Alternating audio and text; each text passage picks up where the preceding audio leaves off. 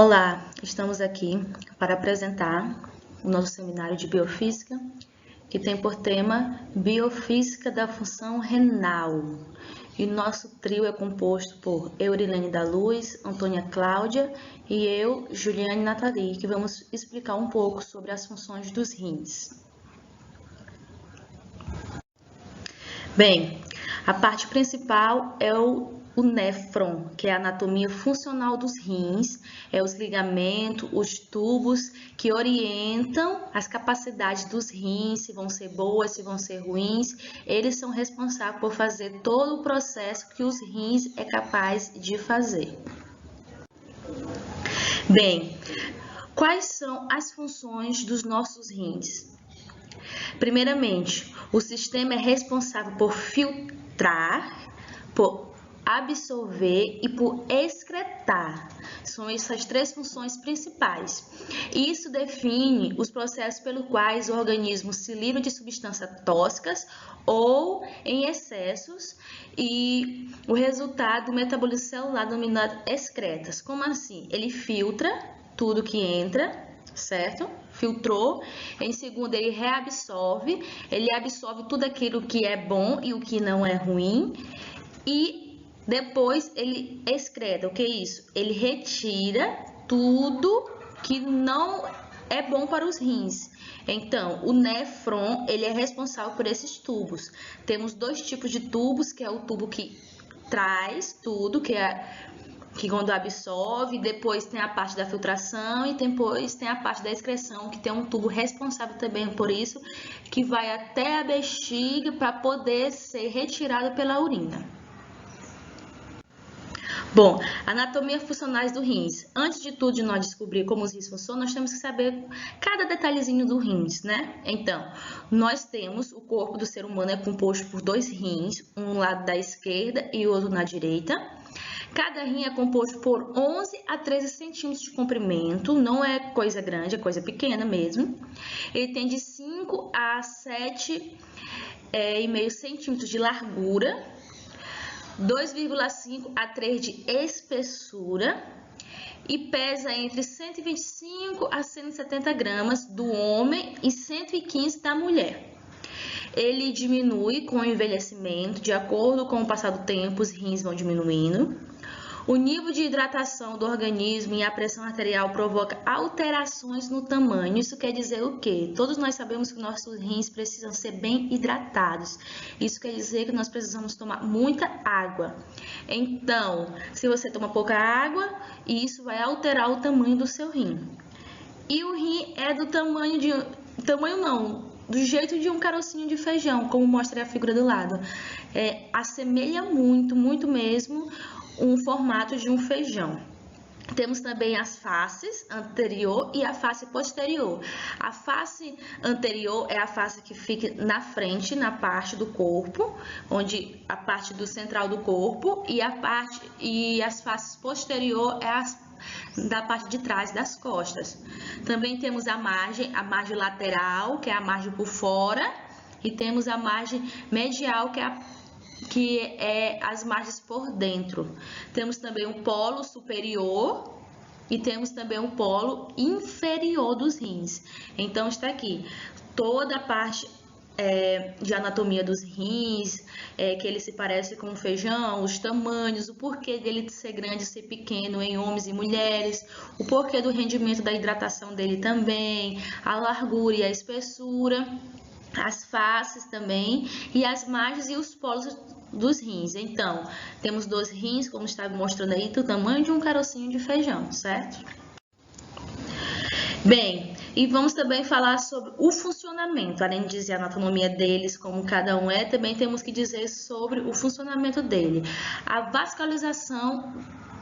Os rins são supridos pela artéria renal, que se origina na aorta. A artéria renal divide-se no hilo em um ramo anterior e um ramo posterior. Esse se divide-se em várias artérias segmentares que irão irrigar vários segmentos do rim. Então, o nosso rim é composto por várias artérias, e cada artéria tem sua particularidade e sua função dentro dele. Então, são vários tipos de artérias, tem artérias arqueadas do rim, artéria segmentar superior, artéria segmentar superior anterior. Então, cada uma dessas artérias tem a sua função. Vamos falar sobre os néfrons. Os néfrons é os tubos que estão dentro dos rins, que vão fazer todas as ligações e as funções que os rins têm que ser feito. Os néfrons, as unidades funcionais dos rins, denominadas néfron, as quais é responsável pela filtração do sangue. Cada rim pode ter de 1 a 4 milhões de néfrons. Os néfrons é uma estrutura tubular, que é esses tubos que vocês estão vendo na figura ao lado, que possui uma das extremidades, uma dilatação chamada de cápsula renal, no interior da qual está uma rede capilares sanguíneos denominada glomérulo renal. Esse glômerulo renal, essa cápsula que são bem na pontinha dos tubos dos néfrons, é onde entra e sai as substâncias boas e as substâncias ruins. Então, a Cláudia vai explicar um pouco melhor sobre cada uma dessas entradas. Há o conjunto formado pela cápsula renal e pelo glômerulo renal, dá-se o nome de cápsulo renal. É esse cápsulo, cada um com sua função. Vamos ver essas partes das artérias que estão compostas dentro dos rins. Artéria renal, artérias segmentares, artérias interlombares, artérias arqueadas, arteriolas interlobulares, arteriólas eferentes e capilares e peritubulares. Então, cada uma com a sua função. As artérias são esses tubos pequenininhos vermelhos e esses azulzinhos, que são os ramos de veias. Então, cada um tem a sua função. Vamos lá. O volume excretor. O volume urina é tudo que o corpo não quer mais. Tudo aquilo que foi filtrado, o que absorveu e o que excretou. Como assim?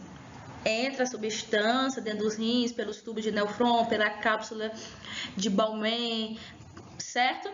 Então, o rins vai fazer toda a sua função e vai excretar. O que é excretar? Ele vai jogar fora aquilo que não tem função nenhuma, aquilo que não é bom. Então, ele vai jogar fora tudo aquilo que não é bom. A absorção ocorre do lumen tubular para o interstício, do interstício para o capilar. Então, ele absorve tudo aquilo que é bom e depois vamos fazer a excreção, passo a passo. Vamos ler cada passo para poder entender.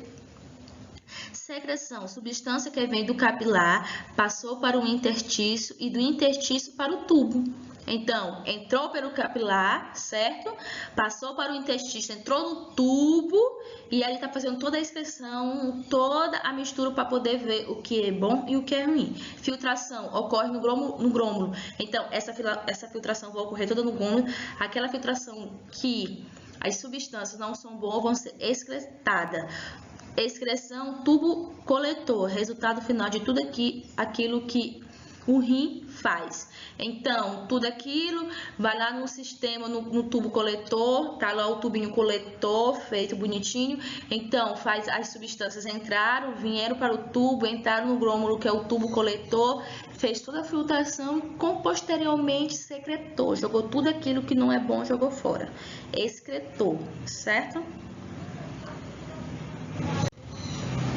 Está aqui a forma, anatomia funcional dos rins, que são os néfrons, aí tem a filtração, a reabsorção, a secreção e a excreção. Vamos ver cada função dessa.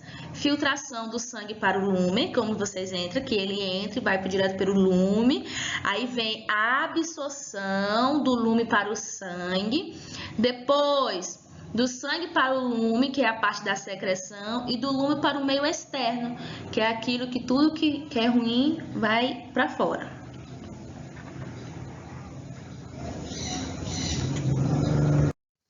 Olá a todos. Dando continuidade sobre a biofísica da função renal, agora nós iremos ver justamente sobre a função do rim. Como ele realiza sua função, quais são as etapas para realizar suas funções, por que isso é tão importante e principalmente o que isso tudo tem a ver com a biofísica. Primeiramente, qual é a principal função do rim? A principal função do rim é cooperar na manutenção do regime estacionário do meio interno, ou seja, ele contribui para um equilíbrio do meio interno, é o que nós chamamos de homeostase, é o equilíbrio interno. E como é que ele faz isso? Ele faz isso através do controle hídrico, controle do pH e controle da osmolaridade. O rim, além de possuir todas essas funções, ele também é responsável por filtrar o nosso sangue e eliminar todo tipo de toxina que há no nosso corpo. Isso tudo é o que o rim faz. Tá, e o rim, ele faz tudo isso que eu falei, ele precisa realizar algumas etapas.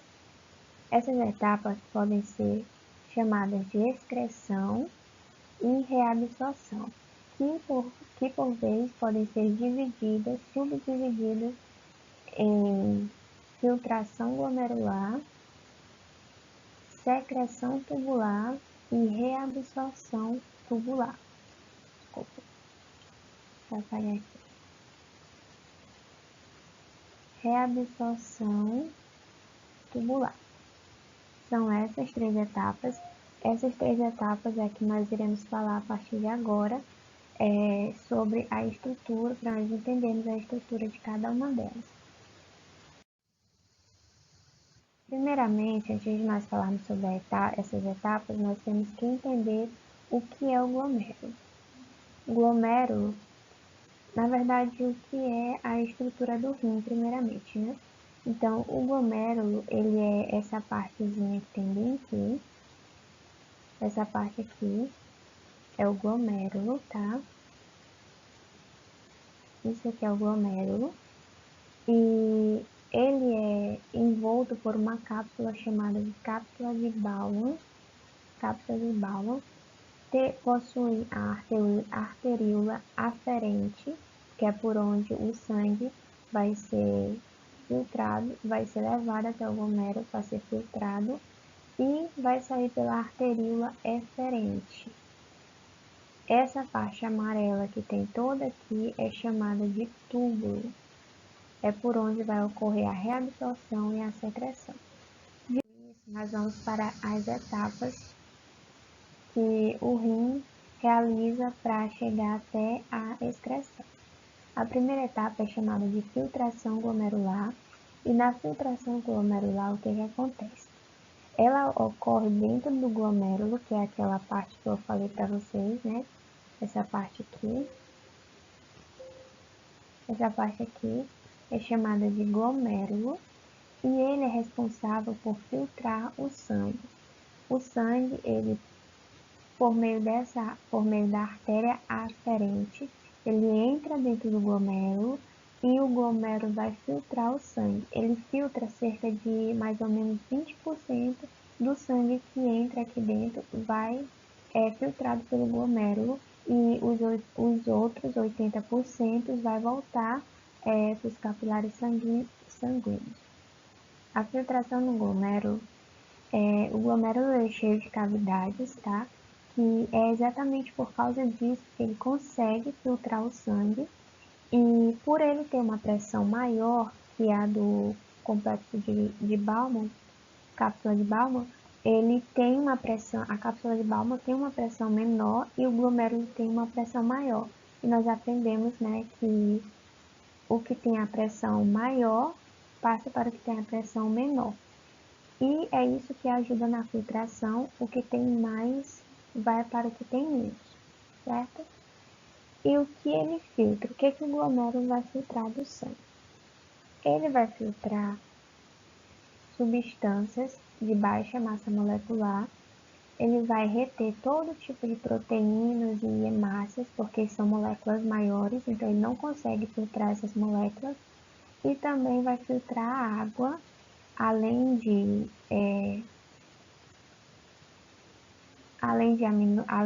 aminoácidos, glicose, ureia, ele pode filtrar tudo isso, entre outras coisas como sódio, cloro também.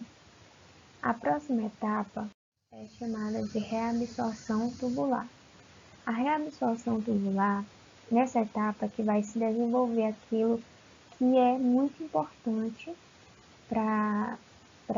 entre essas etapas, ela é uma das mais importantes, porque 99% de tudo aquilo que foi filtrado no glomérulo vai ser devolvido para a cápsula sanguínea, vai ser devolvido para o sangue, para o nosso corpo, devolvido para o nosso corpo.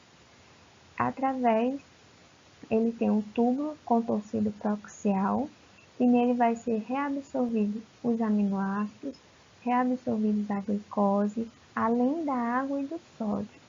E na alça néfrica, que nós vamos ver mais adiante, depois eu irei explicar melhor sobre isso, a alça néfrica, nele vai ser reabsorvido a água e reabsorvido também o cloreto de sódio. Depois nós vamos ver melhor sobre isso, só fazendo um resumo para vocês ficarem por cima do assunto. A próxima etapa é a secreção tubular. Na secreção tubular, ele é no túbulo contorcido distal,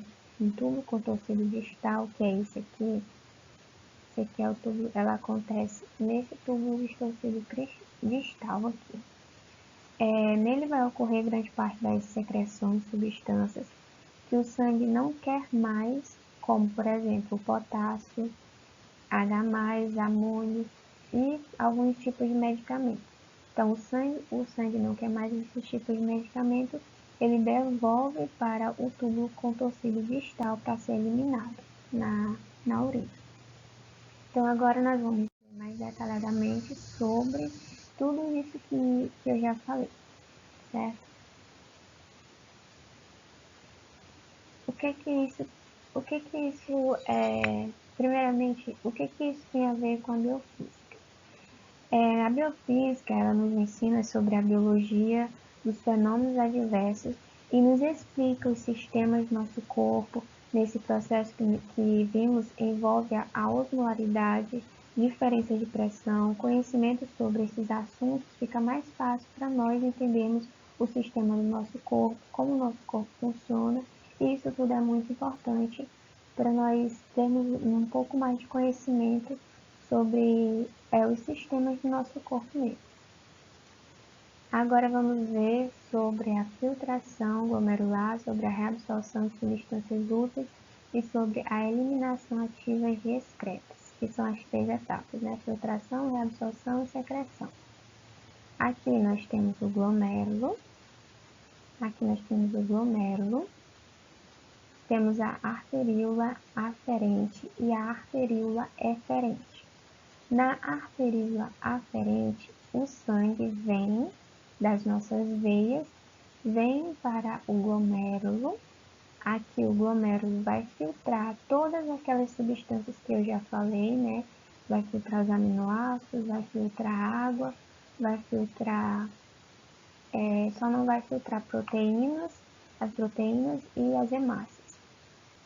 Tudo aqui no sangue vai ser filtrado.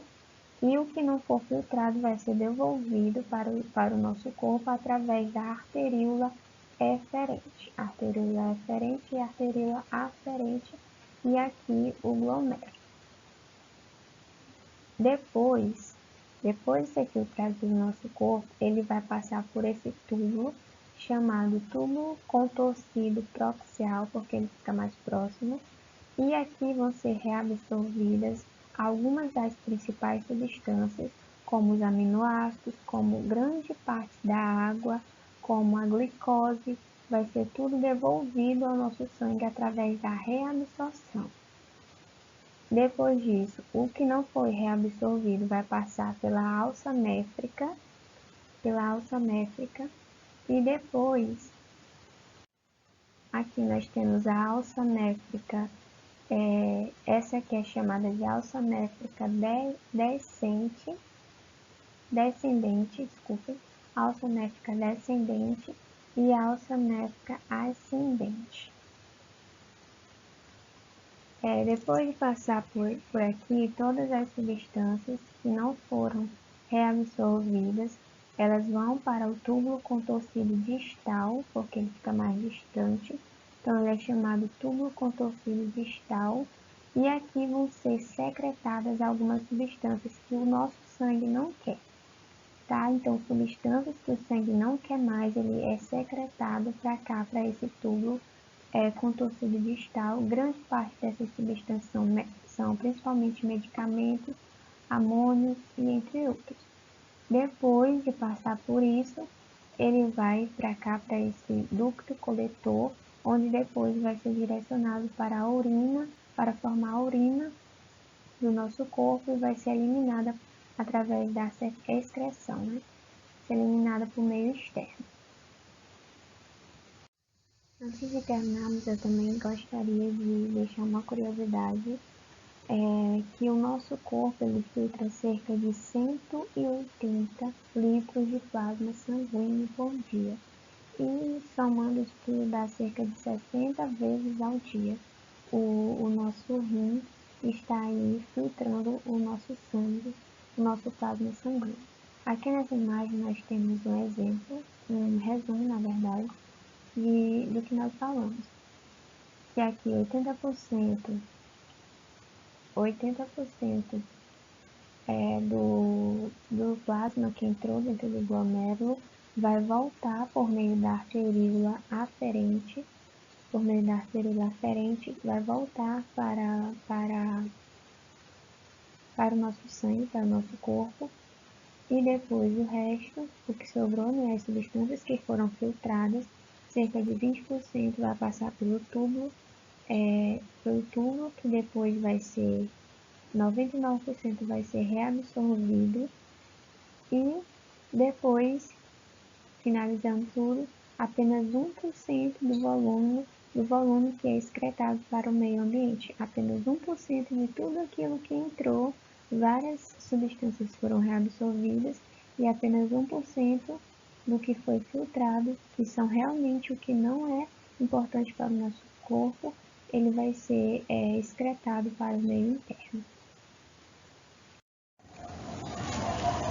Eu sou a aluna Eurilene e eu irei falar sobre o fluxo renal sanguíneo. Bom, sobre o fluxo renal sanguíneo, ele é de fato bastante elevado quando a gente considera o tamanho dos rins, certo? Porque são órgãos pequenos que pesam aproximadamente 100 gramas. No entanto, eles recebem, especialmente em repouso, até 20% do débito cardíaco. Então, é uma grande quantidade de sangue e isso permite que o rim ele consiga executar as suas funções. E aí a pergunta que nós temos é: que funções são essas? É o controle do volume, as molaridades, as concentrações iônicas de vários rins. Então, ele consegue, a partir desse elevado fluxo sanguíneo, executar uma função. E esse fluxo ele é tão elevado que, quando comparado com outros órgãos, nós podemos até observar no slide que o fígado ele é 4 vezes maior que o fluxo do fígado. Por quê? E também ele é 4 vezes maior até mesmo que o tecido muscular quando ele está em movimento. E existe uma pequena diferença quando a gente compara entre homens, quando a gente compara homens com mulheres. Porque mesmo considerando a área corporal total, no entanto, quando a gente divide e leva em consideração o tamanho do rim, essas diferenças elas basicamente desaparecem. Então, o fluxo sanguíneo, ele é aproximado ele tem uma grande aproximação, na verdade, entre homens e mulheres, mas esse fluxo sanguíneo, uma parte dele vai para o córtex e outra parte vai para a medula. E o que significa isso? Bom, como a gente pode ver no nosso slide, a maior parte do fluxo sanguíneo, que é 90%, vai para o córtex e sobra é exatamente nesse local onde ocorre o processo de filtração. E apenas 10% vai para o vai para o fluxo sanguíneo baixo. E quando a gente for comparar com outros leitos, esse 10% ele é basicamente igual a um tecido que é metabolicamente ativo para as funções da medula. Mas o que eu quero ressaltar com isso é que o fluxo para o córtex ele é muito mais elevado, porque é no córtex que nós vamos ter a etapa inicial do processo de formação de urina, que é o processo de filtração. E o fluxo sanguíneo renal, ele é a própria função renal no envelhecimento, a própria função renal, mesmo ele vai diminuindo essa função renal no envelhecimento, mesmo que seja um envelhecimento saudável, mas há sim uma pequena redução, principalmente a partir dos 30, 40 anos, que é aproximadamente 0,41% por ano. Agora nós vamos falar a respeito do ciclo do fluxo renal plasmático. O fluxo renal plasmático é um exame que faz parte da medicina nuclear e que busca estudar o funcionamento dos rins, mais especificamente do plasma sanguíneo, que circula no interior do estudo, no interior dos rins do paciente, e com isso é possível que haja uma análise do funcionamento do órgão.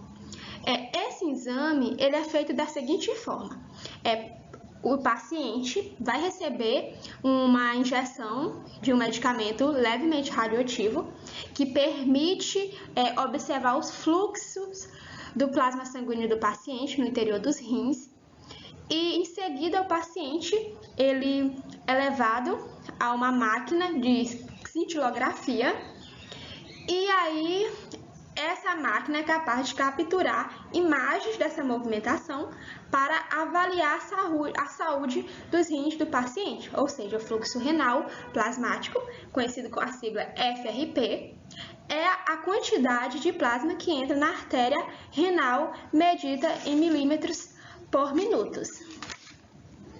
Ou seja, nós temos aí no nosso slide a apresentação de uma como é que eu posso dizer, uma fórmula, né, para calcular o fluxo renal plasmático, como nós podemos ver aí.